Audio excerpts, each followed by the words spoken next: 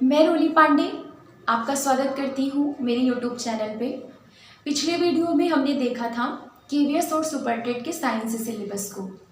अब इस वीडियो में सबसे पहले हम फिजिक्स का पहला टॉपिक लेंगे, मोशन, और वहीं से साइंस का सिलेबस स्टार्ट करेंगे।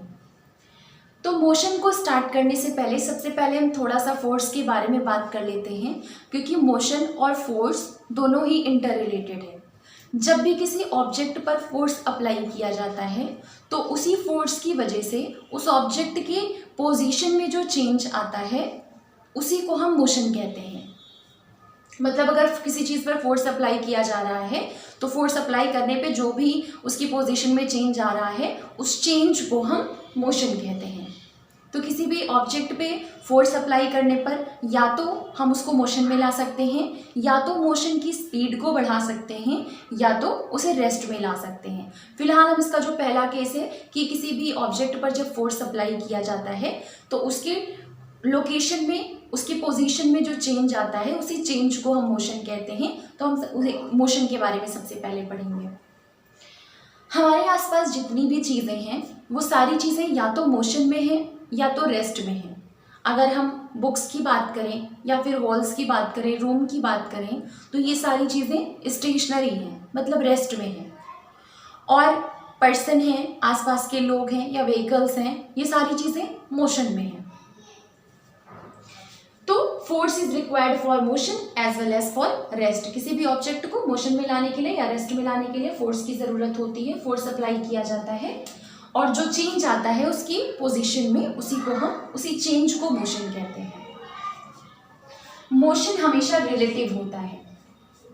अब मोशन को सबसे पहले थोड़ा सा हम ग्राफ से समझ लेते हैं। जैसे कोई ऑब्जेक्ट ए पे रखा हुआ है, इस ऑब्जेक्ट पे फोर्स अप्लाई किया गया, फोर्स अप्लाई करने से ये बी पोजीशन पर पहुंच गया, मतलब कि इसकी पोजीशन में चेंज आई। तो ये क्या हो गया, ये जो चेंज है इस चेंज को ही हम कहेंगे मोशन। ये चेंज हमारा क्या हो गया, मोशन है। मोशन जो है वो हमेशा रिलेटिव होता है। रिलेटिव क्यों होता है, क्योंकि जब हम ट्रेन में बैठे रहते हैं तो ट्रेन में बैठने पे ऐसा लगता है कि जो बाहर की ट्रीज हैं वो भी अपोजिट डायरेक्शन में मूव कर रहे हैं, क्योंकि पर वो मोशन कर नहीं रहे होते हैं। तो ऐसा क्यों होता है, क्योंकि जब हम रिलेट करके देखते हैं तो उसी रिलेशन से हमें पता चलता है कि वो चीज़ रेस्ट में है या मोशन में है। जैसे कि किसी भी चीज़ को अगर फिगर आउट करना है कि वो रेस्ट में है या मोशन में है तो हम क्या करेंगे, उसकी आसपास की सराउंडिंग से उसका कंपेयर करके देखेंगे। तो कंपेयर करने पे ही हमें पता चलेगा वो चीज़ रेस्ट में है या मोशन में है। सबसे पहले रेस्ट में है ये कैसे पता चलेगा, किसी भी ऑब्जेक्ट की position with respect to other object की पोजीशन अगर चेंज नहीं हो रही है तो फिर रेस्ट में है। मोशन क्या है, किसी भी ऑब्जेक्ट की position with respect to other object अगर बदल रही है, चेंज हो रहा है, तो फिर वो मोशन में है। इसको एग्जांपल से कैसे समझेंगे, जैसे कि ये स्टडी टेबल है और ये वॉल्स हैं रूम की,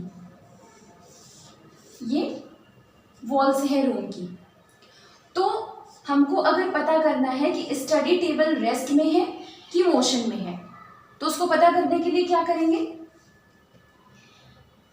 अगर टाइम इंटरवल थोड़ा सा बढ़ा दें, 2 मिनट या 3 मिनट बाद देखें, तब भी इसकी पोजीशन यहीं पर है और जो ये वॉल है इसकी पोजीशन भी यहीं पे है। इन दोनों की डिस्टेंस में या पोजीशन में किसी भी तरीके का कोई चेंज नहीं आया है, तो हम कह सकते हैं study table is in rest with respect to walls of the room. ठीक है। अब अगर मोशन पता करना है कि मोशन कैसे पता करें, तो इसके लिए अगर मान लो किसी रूम में हम चल रहे हैं, किसी रूम में हम चल रहे हैं और चलते चलते थोड़ा सा आगे बढ़ गए, इस पोजीशन पर पहुंच गए, तो पहले यहाँ पर थे तो यहाँ से जो वॉल की डिस्टेंस थी वो बिल्कुल सेम थी। कुछ टाइम बाद ये डिस्टेंस जो है वो अलग हो गई हमसे, वॉल यहाँ पे हो गई और हम यहाँ पे हैं। चेंज आया, पोजीशन में चेंज आया। ये पर्सन है, हम यहाँ पे थे, यहां से यहां पे पहुंच गए, पहले with relate to this wall यहां पे थे लेकिन बाद में पोजीशन में चेंज हो गया, तो इसका मतलब मोशन में है, क्या, वॉल। ठीक है, इसको और क्लियर करने के लिए कोई मान लो बच्चा है, वो चलती हुई बस में बैठा हुआ है, तो इसके दो केसेस बनेंगे पता करने के लिए कि स्टेट ऑफ रेस्ट में है कि स्टेट ऑफ मोशन में है। सबसे पहले हम बस से कंपेयर करेंगे, उस बच्चे का रिलेशन देखेंगे, तो बस को जब उस बच्चे से रिलेट करेंगे तो क्योंकि उनकी जो डिस्टेंस है वो साथ में बढ़ रही है, लेकिन डिस्टेंस दोनों में सेम है, पोजीशन उनमें कोई चेंज नहीं हो रही, भले ही वो मूव कर रही हो बस, लेकिन उनकी पोजीशन में कोई चेंज नहीं हो रही है, इस वजह से बच्चा रेस्ट में है।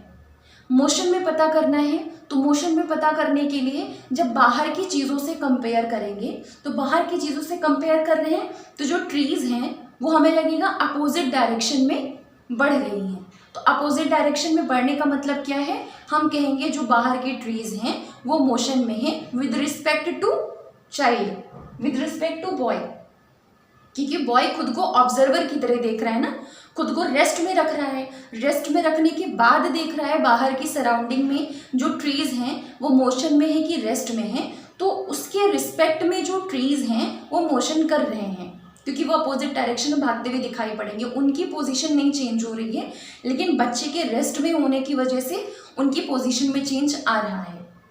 ठीक है, तो ये हो गया हमारा मोशन। अब मोशन में आगे के टॉपिक्स को कंटिन्यू करने के पहले हम कुछ यूनिट्स हैं, डायमेंशन हैं, इन सब के बारे में थोड़ा सा पढ़ लेंगे, समझ लेंगे, क्योंकि आगे वेलोसिटी, डिस्प्लेसमेंट, स्पीड, ये सारी चीज़ें जब पढ़ेंगे तो उसमें यूनिट का बहुत इंपॉर्टेंट रोल होता है, उस यूनिट की वजह से भी मार्क्स कट जाते हैं। इस वजह से ये कंप्लीट करने के बाद सबसे पहले हम यूनिट्स से समझेंगे यूनिट्स क्या होती हैं। अब हम क्वांटिटीज़ समझ लेते हैं कि क्वांटिटीज़ क्या क्या होती हैं, क्वांटिटी क्या होती है, यूनिट्स, डायमेंशंस क्या होते हैं। सबसे पहले क्वांटिटी क्या होती है, किसी भी चीज़ को नंबर में अगर एक्सप्रेस किया जा सके तब उसे हम क्वांटिटी कहते हैं। ऐसी कोई भी चीज़ जिसको नंबर में एक्सप्रेस किया जा सके उसको हम क्वांटिटी कहते हैं। जैसे कि इंडियन स्टैंडर्ड ऐसे रहता है, किसी भी चीज़ का नापने के लिए हम कैसे नापते हैं, 1 हाथ 2 हाथ या इस तरह करके, लेकिन इस चीज़ में एक्यूरेसी नहीं आती है, एक्यूरेटली नहीं बता सकते हैं कि हाँ इस चीज़ का मेज़रमेंट इतना है। तो किसी भी क्वांटिटी को अगर नंबर में एक्सप्रेस कर सकते हैं तो उसी को हम, किसी भी ऑब्जेक्ट को अगर नंबर में एक्सप्रेस किया जा सकता है तो उसको क्वांटिटी कहा जाता है। जैसे किसी की एज बतानी हो तो एज नंबर में एक्सप्रेस कर सकते हैं, एक्यूरेट बता सकते हैं, तो वो क्या हो गई, क्वांटिटी हो गई। पॉपुलेशन को एग्जैक्ट नंबर में बताया जा सकता है तो वो भी क्या हो गया, क्वांटिटी हो गई। ठीक है, तो ये हमारा पहला टर्म क्लियर हो गया, क्वांटिटी। फिजिकल क्वांटिटीज क्या होती हैं, क्वांटिटीज जिनको नंबर में एक्सप्रेस किया जा सके, उन्हीं क्वांटिटीज को जब फिजिक्स का लॉज अप्लाई करके एक्सप्रेस किया जाता है तब उसे फिजिकल क्वांटिटी कहते हैं। मतलब क्वांटिटी तो है, नंबर में तो उसको एक्सप्रेस किया जाएगा, लेकिन किसके बेसिस पर, फिजिक्स के लॉज के अकॉर्डिंग।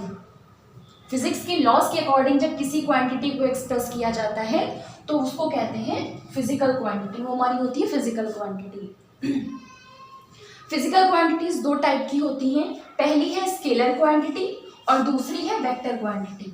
क्या होती हैं, स्केलर मतलब अदिश राशियां और सदिश, वेक्टर सदिश राशियां। अब नाम से ही जैसे हमको समझ में आ रहा है, अदिश मतलब दिशा के बिना, सदिश मतलब दिशा के साथ। तो वेक्टर क्वांटिटीज ऐसी क्वांटिटीज होती हैं जिनमें मैग्नीट्यूड तो होता है, मैग्नीट्यूड मतलब नंबर में तो हम उसको एक्सप्रेस कर सकते हैं, न्यूमेरिकल वैल्यू हम उसकी दे सकते हैं, लेकिन डायरेक्शन नहीं बता सकते हैं।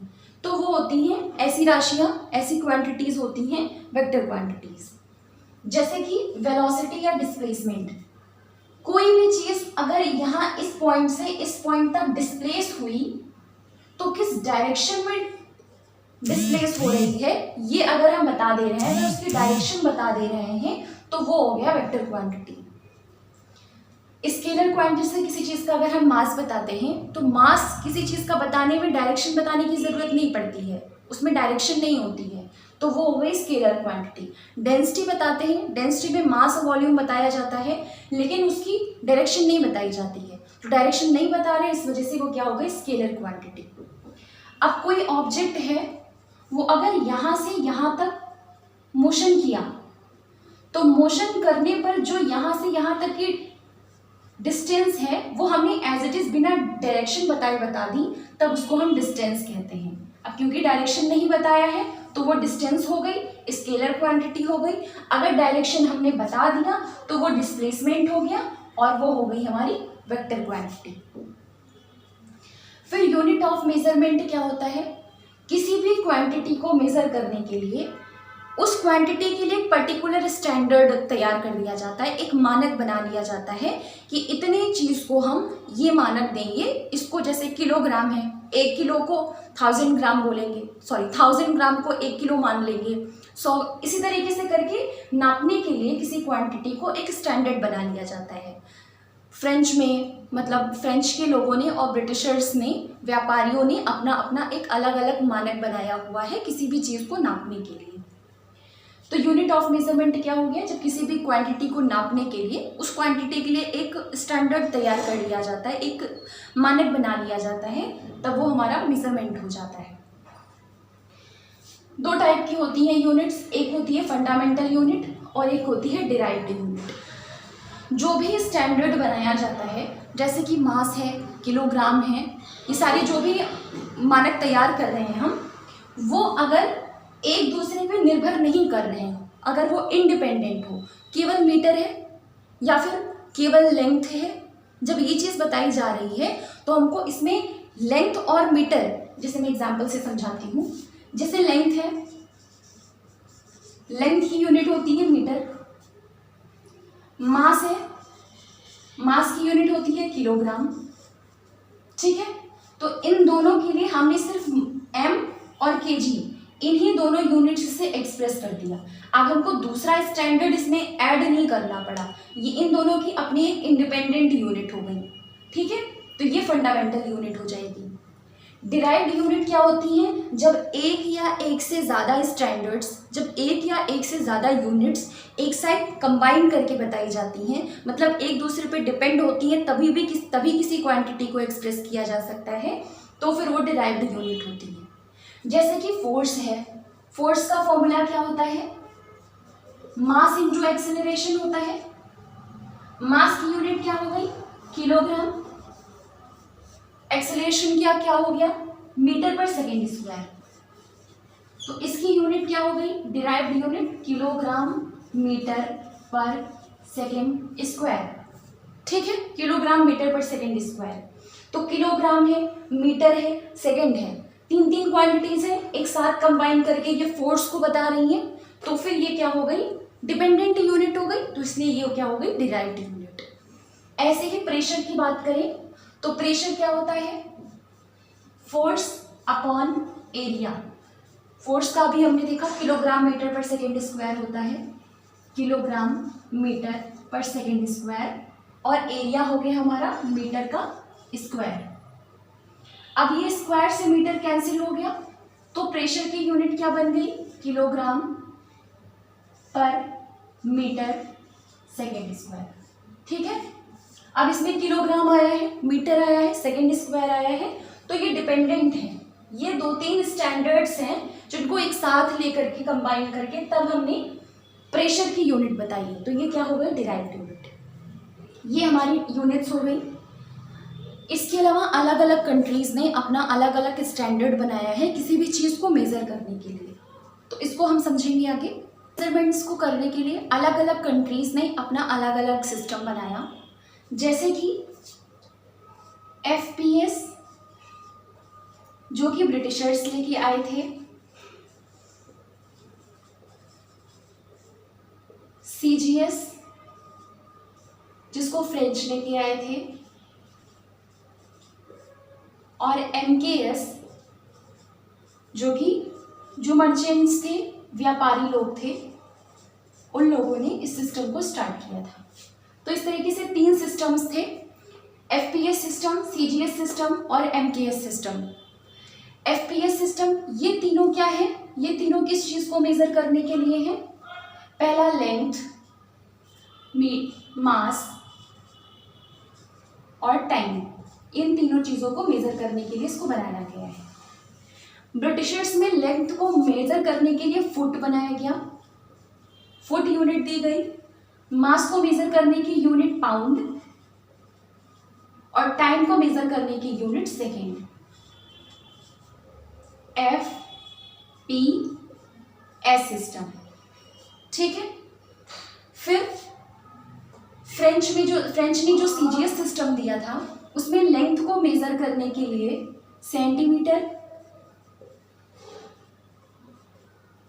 सेंटीमीटर, मास को मेज़र करने के लिए ग्राम और टाइम को मेज़र करने के लिए सेकेंड। ये है सीजीएस सिस्टम।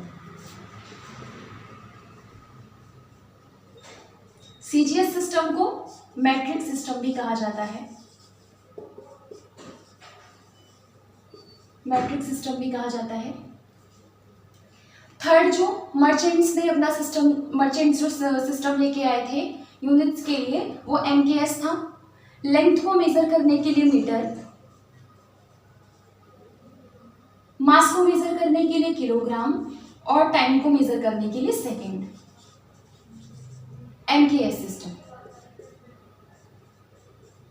MKS system. ठीक है।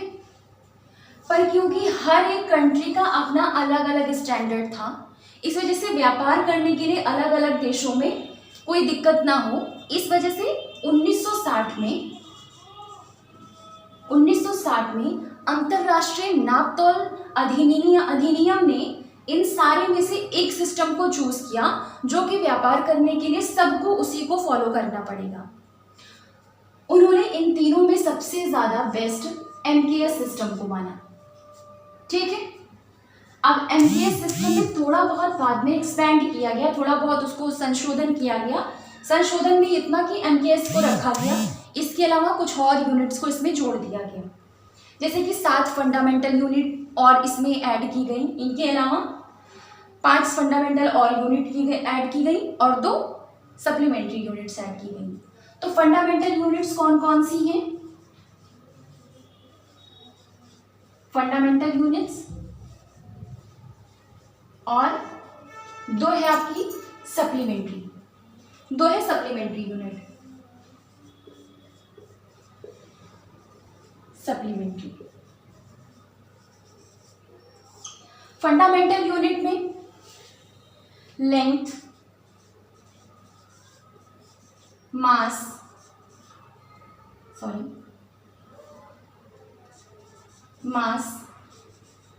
Time, current, temperature,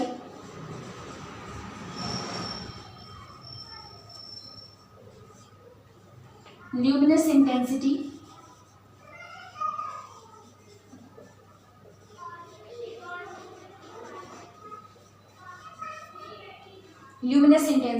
and last one amount of substance,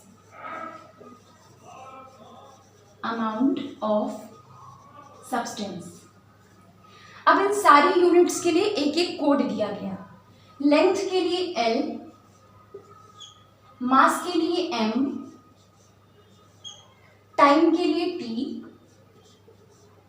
current के लिए I, टेम्परेचर के लिए K भी यूज किया जाता है क्योंकि केल्विन होती है, थीटा का यूज भी किया जाता है, तो K या फिर थीटा। ठीक है,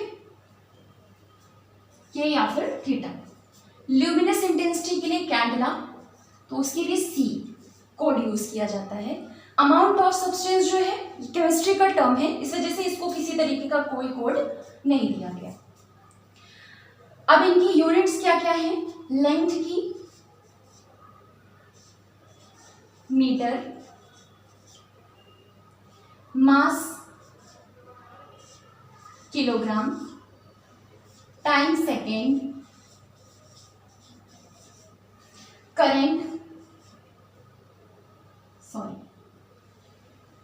एम्पियर, टेम्परेचर का केल्विन, ल्यूमिनस इंटेंसिटी कैंडला